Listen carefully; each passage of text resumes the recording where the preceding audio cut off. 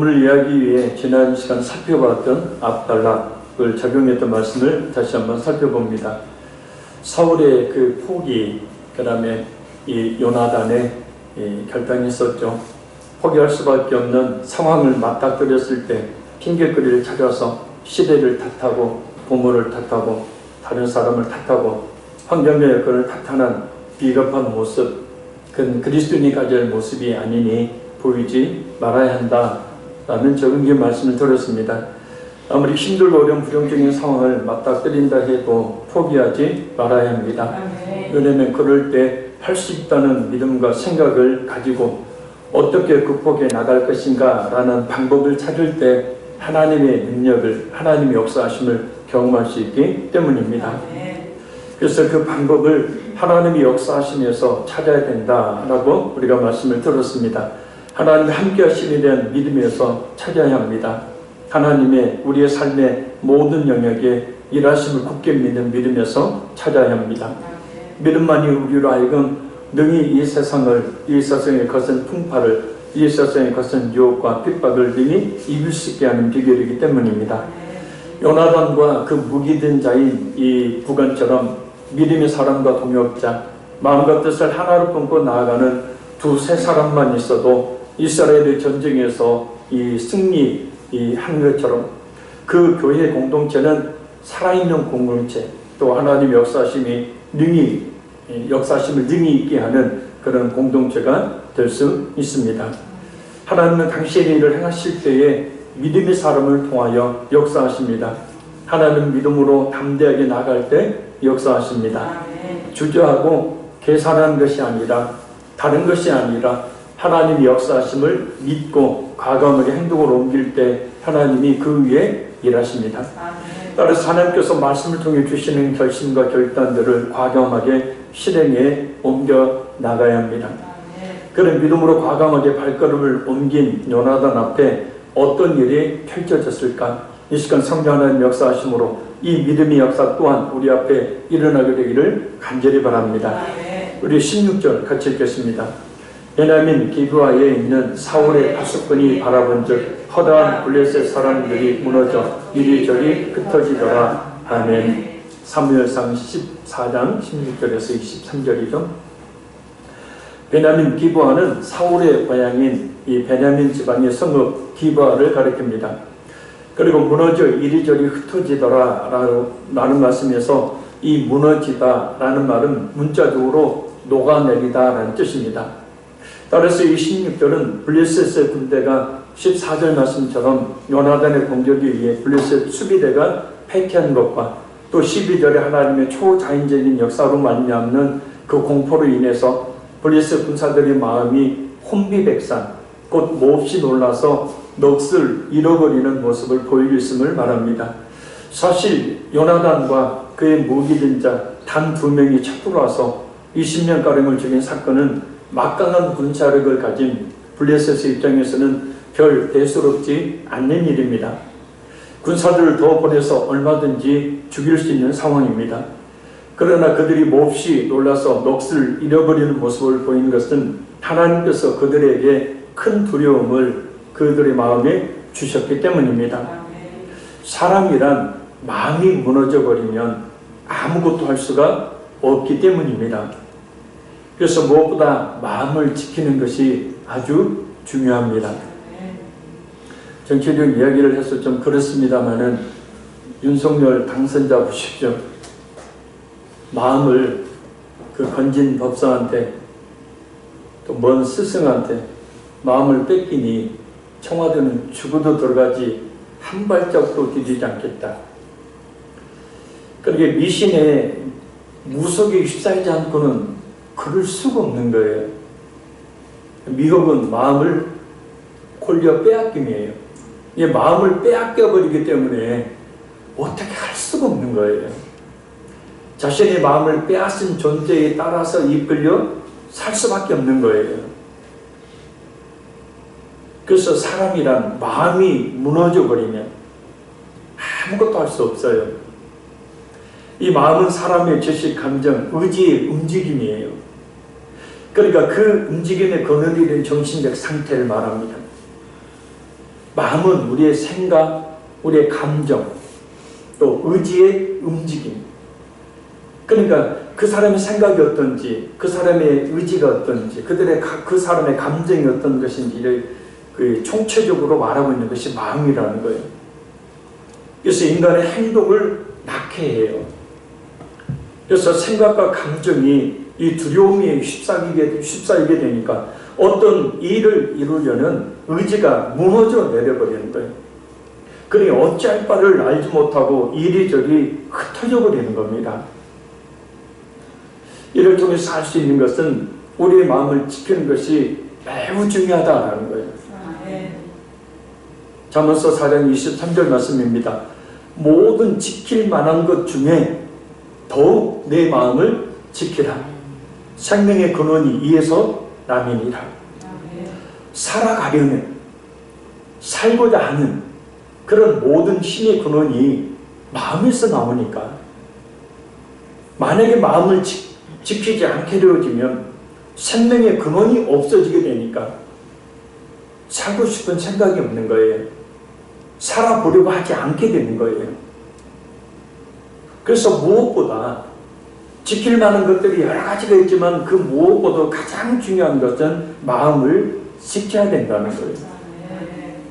돈도 지켜야 되고 건강도 지켜야 되고 가정도 자녀들도 지켜야 되고 지킬 만한 것들이 많지만 그 중에서 가장 중요하게 여기고 지켜야 되는 것은 우리의 마음을 지키는 거예요. 마음을 지키지 못하면 돈도 건강도 그 무엇도 아무 쓸모가 없는 것이 되기 때문입니다. 따라서 우리는 늘 말씀을, 성경을 읽고 설교를 잘 듣고, 그래서 그 말씀을 마음에 잘 박힌 목과 같이 딱 박히도록 새김으로 이 마음을 평안으로 지켜 나가야 합니다. 또 늘 깨어 기도함으로 마음을 평안으로 지켜 나가야 돼요. 우리 마음을 지키는 가장 좋은 방법, 말씀으로 이 마음을 채우는 거예요. 아멘. 그래서 걱정과 염려와 두려움을 내어 쫓아버려야 되는 거예요. 반대로 걱정, 염려, 두려움, 공포 가운데 산다는 것은 하나님의 그 말씀이 없다는 거예요. 특별히 이런 환난의 시대에 하나님이 나를 택하시고 나를 지키시고 보호하신다는 약속의 말씀이 없는 거예요. 그러니 걱정하고 염려하고 두려워하는 것이고. 할렐루야. 그래서 늘 오만번에 응답받았던 그 목사님이 어려운 문제가 있었을 때 그 문제 때문에 뭐부터 했다고요? 기도부터 안 했어요. 성경부터 펼쳤어요. 할렐루야. 성경부터 펼치고 그런 상황에 맞는 하나님의 말씀을 붙들고 기도하는 거예요. 할렐루야. 그래서 우리가 말씀과 기도에 늘 게으르지 않고 열심을 내어야 우리 마음을 지킬 수가 있는 거예요. 아멘. 말씀과 기도는 중요합니다. 그러나 기도보다도 더 중요한 것은 하나님의 말씀으로 우리 마음을 채우는 거예요. 그랬을 때 거기서 기도가 나오게 되어 있어요. 그게 진짜 기도가 되는 거예요. 아멘.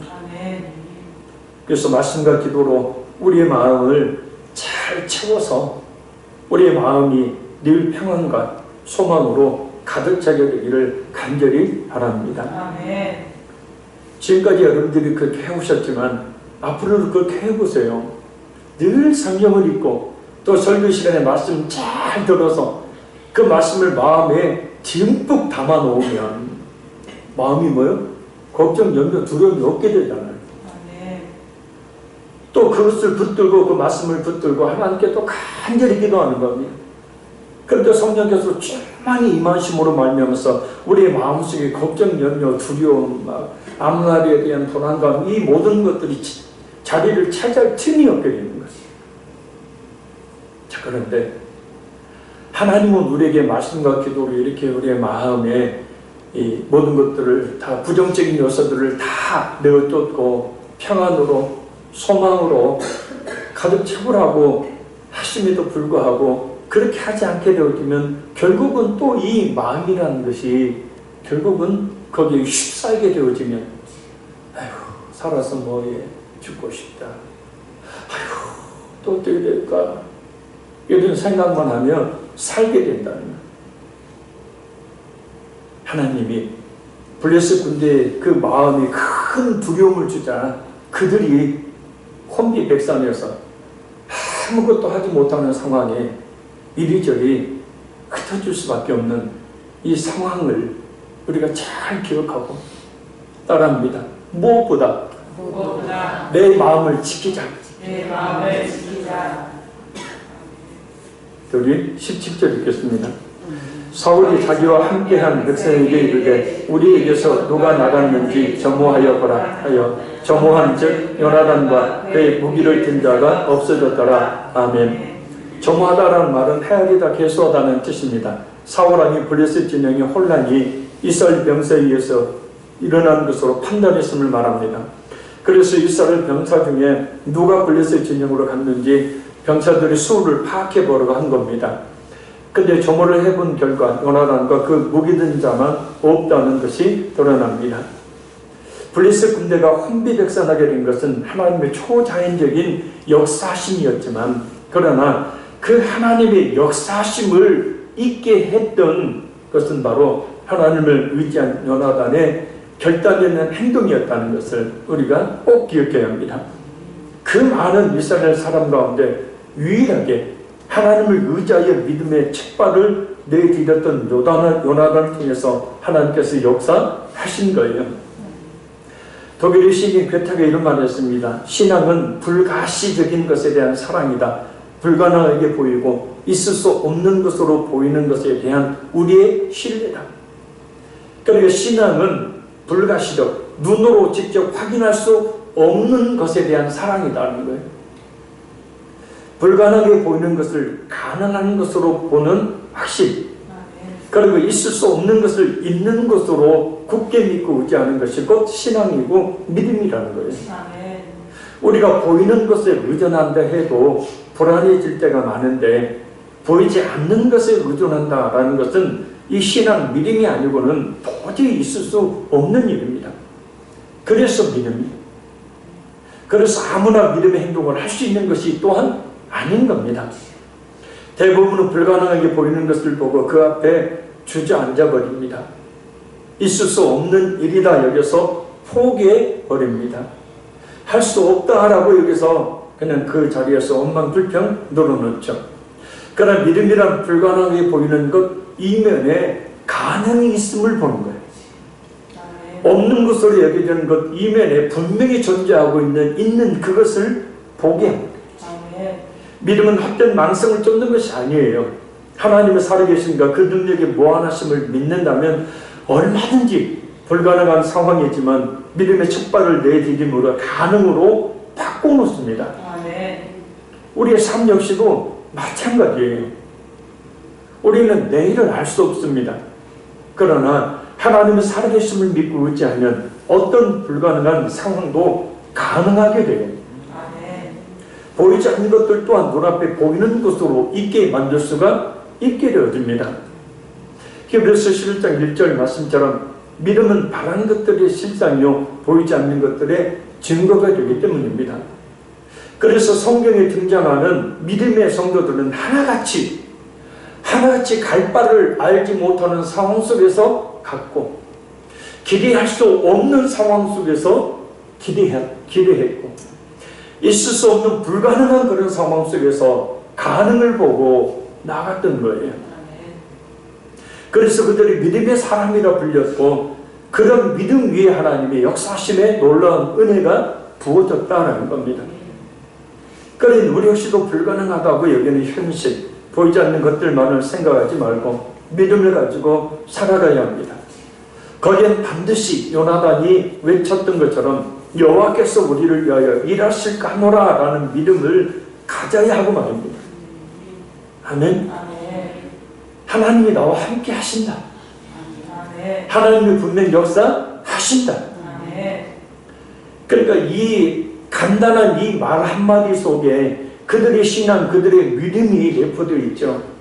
그리고 그들은 이 간단한 말 한마디 속에 엄청난 역사를 이루어 나갔었어요. 그것은 우리 역시도 마찬가지라는 거예요. 왜 내일을 두려워하고 걱정하고 염려해요? 왜 자녀들의 내일을 걱정하고 두려워하고 염려해요? 내가 하나님께 바른 신앙, 바른 믿음을 갖게 되어지면 하나님이 분명히 역사하시는데. 아멘? 기도 안 하니까 할 말 없죠? 기도 안 하니까 말씀이 없으니까 그래요. 그러니 그 자리를 불안과 걱정과 염려, 두려움이 마음을 찌게 해버리는 거예요. 그러니 걱정, 염려, 두려움 속에 그냥 살아가는 거예요. 그러니 하나님 앞에 나와 기도할 힘도 잃어버려요.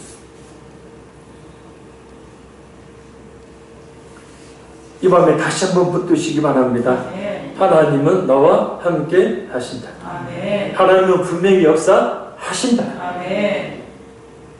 자, 그럼 요나단이 적전에서 행하고 있는 일을 바라보고 있던 사울왕은 어떤 태도를 가지고 있을까요? 우리 18절 읽겠습니다. 사울이 아히야에게 이르되 하나님의 괴를 이리로 가져오라 하니 그때 하나님의 괴가 이스라엘 자손과 함께 있음이니라. 아멘. 사울왕은 제사장 아히야에게 하나님의 괴를 가지고 오라 라고 말합니다. 그런데 여기서 하나님의 괴는 히브리 성경과 달리 72년 이 성경을 보면 에봇으로 번역하고 있어요. 그리고 많은 학자들은 이 다음 같은 이유로 72년의 번역을 보다 타당한 것으로 받아들입니다. 첫째, 이스라엘 백성들이 하나님의 뜻을 물을 때는 법궤를 사용하지 않고 에봇의 우림과 둠밈을 사용했기 때문일 겁니다. 둘째는 성경의 용어 보면 가져오다라는 이 히브리어가 나가시라는 말인데 이 말은 에봇을 착용하거나 가져오는 것에 사용이 되는 말이지 법궤를 가져오는 것을 가리키는데 사용된 적이 없기 때문입니다. 실제는 사무엘상 7장 1절을 보면 그 당시의 법궤가 기럇 여아림이 있었기 때문에 그래서 72년 성경을 보면 하나님의 괴가 이스라엘 자손과 함께 있습니다 라는 구절이 없어요. 왜냐? 72역자들이 이 구절을 히브리 성경의 이 필사자의 주석으로 보고 생략했기 때문입니다. 그러니까 앞말을 설명한 것으로 생각했어요. 그래서 이 18절을 원어를 그대로 직역하면 이렇게 번역할 수 있습니다. 사울이 아히야에게 말하였다. 하나님의 괴를 가지고 오시오 하고, 왜냐하면 하나님의 괴가 그날에 이스라엘 자손과 함께 있었기 때문이었다 라고 분리를 해서 이야기를 합니다. 사울왕이 그래도 하나님의 뜻이 무엇인지 물어보려는 태도를 보이고 있습니다. 그런데 그마저도 형식적이었다라는 사실이 금방 들통이 납니다. 또 우리 19절 보겠습니다. 사울이 제사장에 말할 때 블레셋 사람들이 진영에 소동이 점점 더한지라. 사울이 제사장에게 이르되 네 손을 거두라 하고. 아멘. 사울은 아히야 제사장에게 에봇을 가져오라고 말할 때 블레셋 진영에 전보다 더 소동이 심해지자 아히야 제사장에게 내 손을 거두라, 곧 에봇을 꺼내지 마라 라고 말해요. 쉽게 말하면 블레셋 진영의 큰 소동으로 인해서 이스라엘의 승리의 가능성이 보이자 하나님의 뜻을 물으려고 했다는 자세를 금방 바꿔버린 거예요. 전형적인 기회주의적인 태도를 보인 거예요.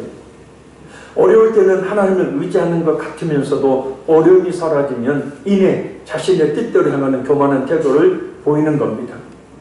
적용을 보면 기도하는 것 같지만 억지로 마지못해 기도하는 모습, 기도를 하자니 힘들고 귀찮고 안 하자니 사람들이 눈치 보이고 하나님의 복은 그래도 받고 싶은, 그래서 진실한 마음이 담겨지지 않는 기도를 하는 기회주의적인 태도를 말합니다. 그래 응답받으면 기도 뚝 끊어버려요. 예배를 드리지만 어쩔 수 없이 안 드리면 하나님께서 뭔가 좋지 않는 일들을 행하시지는 않을까 하는 두려움에 마지못해 예배를 드리는 기회주의적인 태도. 그러다가 또 예배 뚝 끊어버려요. 헌금과 헌신을 하자니 아깝고 하지 않으면 복을 받지 못할 것 같으니 적당히 눈치 살펴보며 하는 그런 기회주의적인 태도. 그러다 또 헌금 뚝 끊어버려요. 헌신 역시도 마찬가지고, 이런 신앙은 하나님께서 정말 싫어하시는 신앙이에요. 할렐루야. 우리 지난주에 들었던 라오디게아 교회를 향한 예수님의 말씀을 잊지 말아야 합니다. 계시록 3장 15절 16절 말씀입니다. 내가 네 행위를 아노니 네가 찾지도 아니하고 뜨겁지도 아니하도다. 네가 차든지 뜨겁든지 하기를 원하노라. 네가 이같이 미지근하여 뜨겁지도 아니하고 차지도 아니하니 내 입에서 너를 토하여 버리리라. 적당한 신앙생활이란 예수님께서 정말 싫어하는 겁니다. 예수님 뜨거운 신앙을 요구하심을 우리가 잊지 말아야 돼요. 그래서 기도할 때도 뜨겁게 지속적으로, 예배를 드릴 때도 온 몸과 마음을 다해 드리며 계속해서, 헌금과 헌신할 때도 모든 것을 다 바쳐서, 그럴 때에 예수님의 칭찬과 그에 따르는 복을 더 많이 받을 수가 있는 겁니다. 하는 척 하다가 하지 않아 버리는 기회주의적인 신앙은 정말 버려야 합니다. 작정해서 열심히 어떤 문제가 있으면 기도해 놓고 문제 해결되면 기도 뚝 끊어버려. 이게 바로 사울이 보이고 있는 태도예요. 우리는 절대 그러지 말아요. 아멘. 그러니까 이것이 기복적인 신앙이라는 것이 뭐예요? 바라고 원하는 거 얻었으면 그걸로 끝이라는 거예요.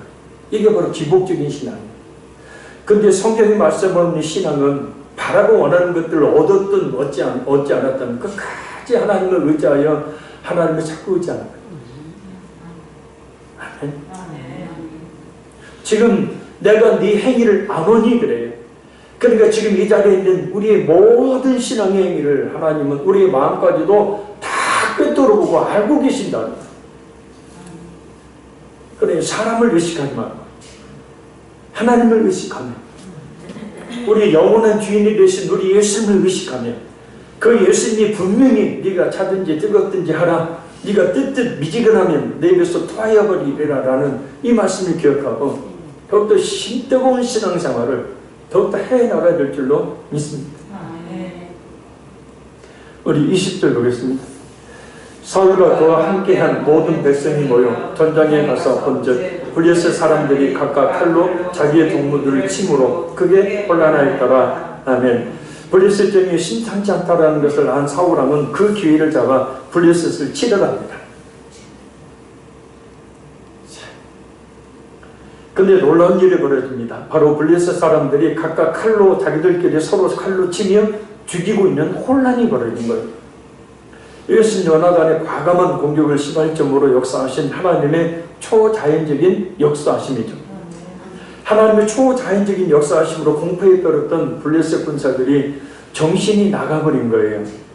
그래서 눈앞에 있는 같은 블레셋 군들 적군으로 보는 거예요.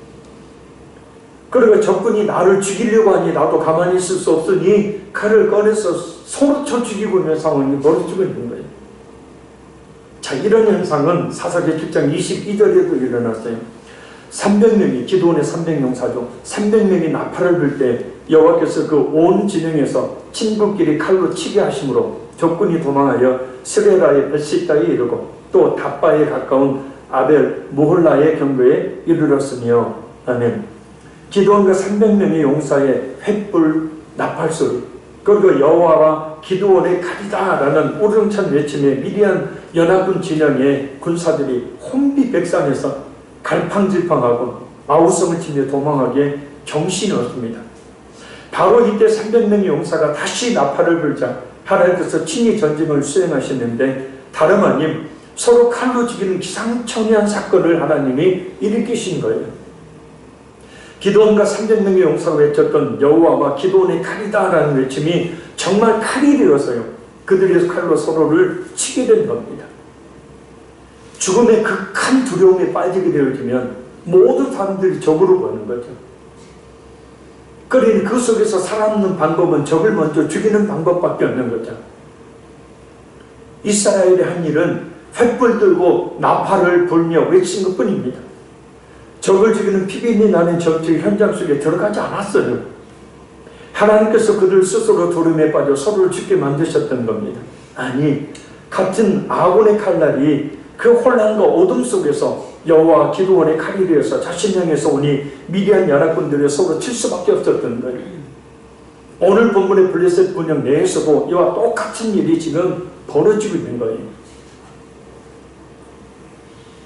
우리는요, 보지 못하지만 이렇게 임해는 하나님의 역사하심이 분명히 지금도 행해지고 있다는 거예요. 아멘. 할렐루야. 아멘. 우리가 응답받은 걸 내가 기도해서 응답받았다고 천만의 말씀이에요. 하나님이 일해 오셨어요. 아멘. 아멘. 아멘. 그래서 하나님의 때가 되니까 응답해 주신 거예요. 아멘. 단지 하나님은 우리에게 기도라는 수단을 통하여 우리와 교제를 나누시고 그 환난과 어려움을 극복해낼 수 있는 담대한 힘, 용기를 주시는 것 뿐이에요. 아멘. 지금도 하나님은 일하고 계신다고요. 아멘. 우리가 그것을 보지 못하고 있지만 하나님은 분명히 역사하고 계신다는 사실이에요. 아멘. 지금도 변함없이 인류 역사를 주관하고 계실 뿐만 아니라 우리 한 사람 한 사람 삶을 그 뜻대로 주관하고 계시는 것을 우리는 분명히 믿어야 된다는 거예요. 아멘.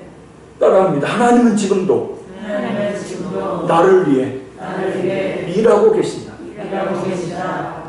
아멘.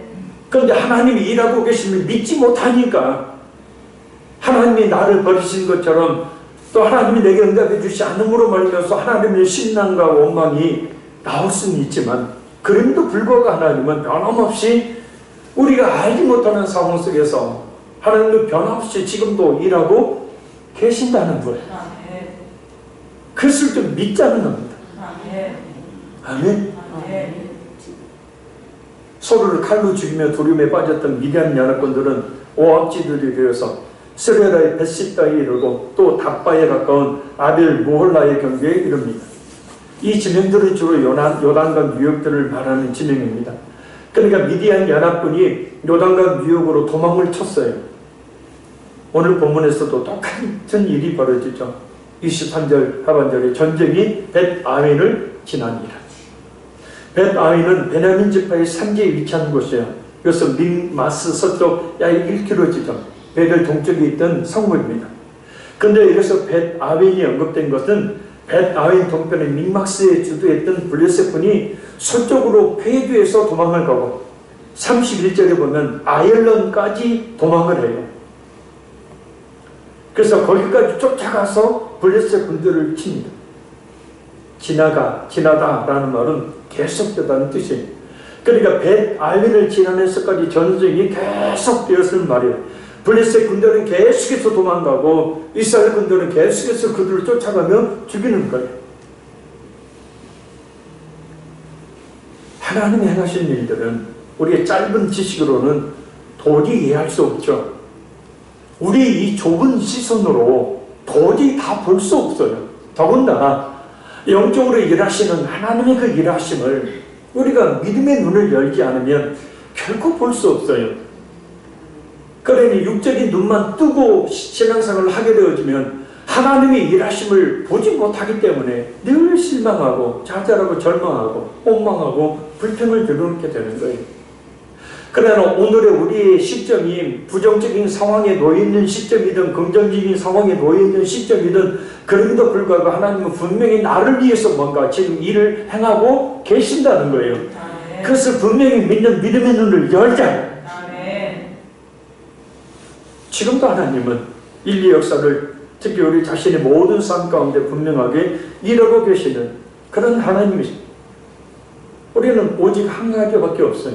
그 하나님을 전적으로 신뢰하며 의지하자. 아멘.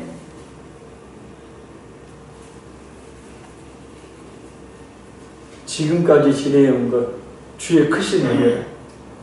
우리 늘 눈물을 흘리며 찬송하잖아요. 근데 참 우리가요 지금까지 지내온 것 주의 크신 은혜라.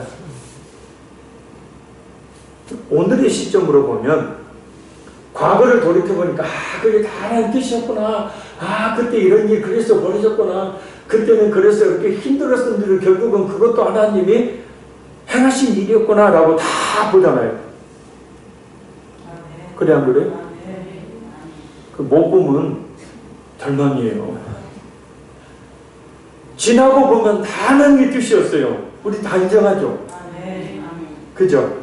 그러면 오늘의 현재에 벌어지고 있는 일이 어떤 일이든 간에 다 오늘도 뭐예요? 이 모든 일 가운데 하나님 뜻이 있다는 거예요. 아멘. 그리고 이 내일에 분명히 하나님은 오늘의 문제에 대한 해답을 가지고 계시고 그 문제를 해결해 주심으로 말미암아서 오늘 또한 우리가 그런 상황들에게 왜 처해 있었는지를 알게 또 하시는 거예요. 그때는 또 두 손 높이 들고 또 지나온 모든 세월들 돌아보아도 그 어느 것 하나 주의 손길 안 미친 것 전혀 없네. 오 신실하신 주 신실하신 주 노래를 부르면서 하나님을 찬양하고 막 눈물을 뚝뚝뚝뚝 흘리다가 또 자식이 또 속만 세게 봐요. 또 하나님 죽은 것 같지 또 왜 하나님이 또 이런 문제를 제게 주시는 겁니까? 하나님 죽으셨습니까? 살아계셨습니까? 저 사랑하는 자식들이 잘 됐는데 왜 내 자식은 이런 겁니까? 왜 내게 이런 어려움을 주시는 겁니까? 또 원망 불평하다. 또 문제 해결을 받고 또 시간 좀 지나는데 또 지나온 모든 세월들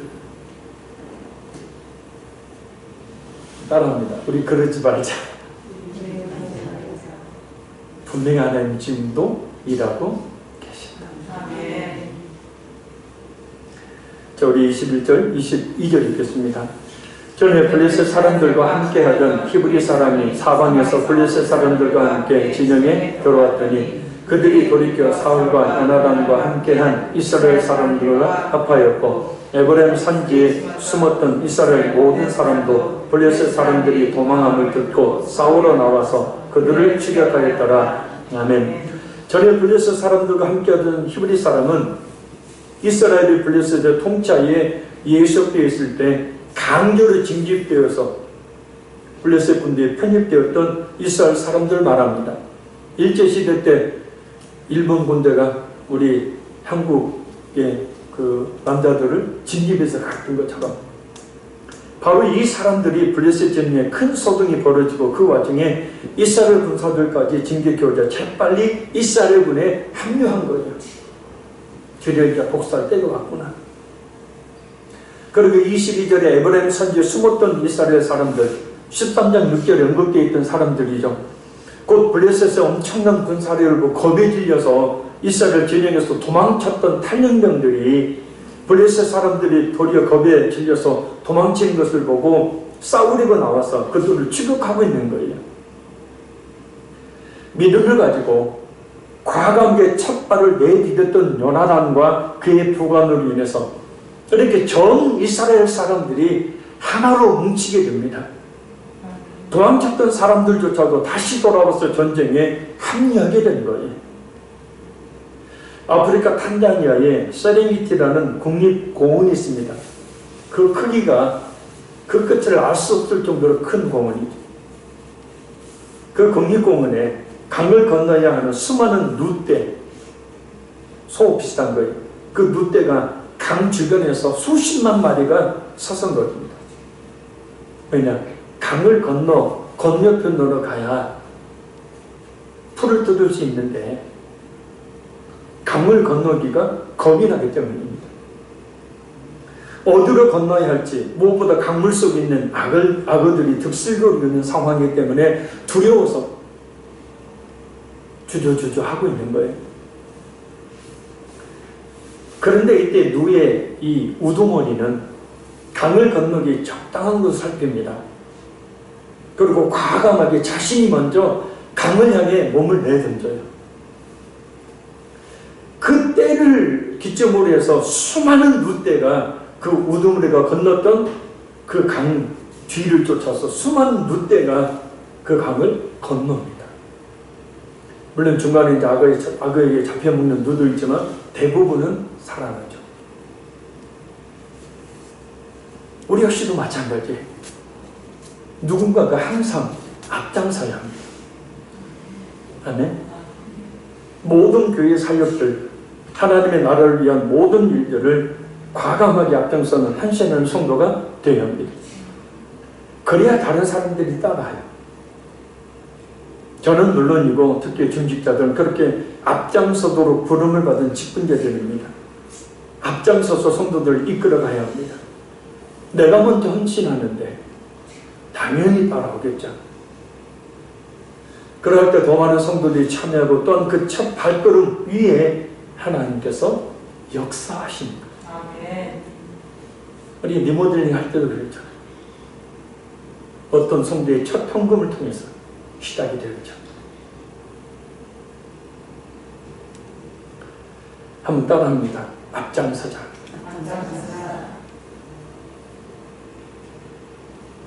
표정들이 앞장 안 쓰고 싶은 표정인가요? 저를 23절 마지막에 읽겠습니다. 여호와께서 그날에 이스라엘을 구원하심으로 전쟁이 벳아이를 지나니라. 아멘. 23절은 이번 전쟁에 대한 결론적 진술이에요. 하나님께서 요나단과 그의 부관 블레셋 군대 내에 진집되어 갔던 이스라엘 사람들, 그리고 큰 지진과 공포 등을 통해서 이스라엘이 승리할 수 있게 되었음을 종합적으로 말합니다. 성경에 언급된 이스라엘의 모든 전쟁에서의 승리, 마찬가지로 이번 전쟁의 승리 역시도 하나님께서 이스라엘에 베푸신 구원의 역사였다는 말입니다. 이스라엘의 이런 승리가 전적인 하나님의 역사하심이었다는 말. 전쟁에서의 승리의 동인이 인간적인 요소에 있지 않고 전적으로 하나님의 능력이 달려있음을 말합니다. 따라서 우리는 우리 자신의 지혜나 능력을 의지하거나 자랑하거나 내세우는 교만을 버리고 오직 하나님만을 겸손하게 의지하는 그런 모습을 가져야 될 줄로 믿습니다. 가족 구원이든 누구의 구원이든 기도 좀 해놓고 왜 구원 안 해주시냐고 하나님께 따지지 말고 하나님의 때가 되어지면 우리의 기도가 땅에 떨어지지 않고 반드시 하나님의 구원해 주시는 응답으로 오베려줍니다.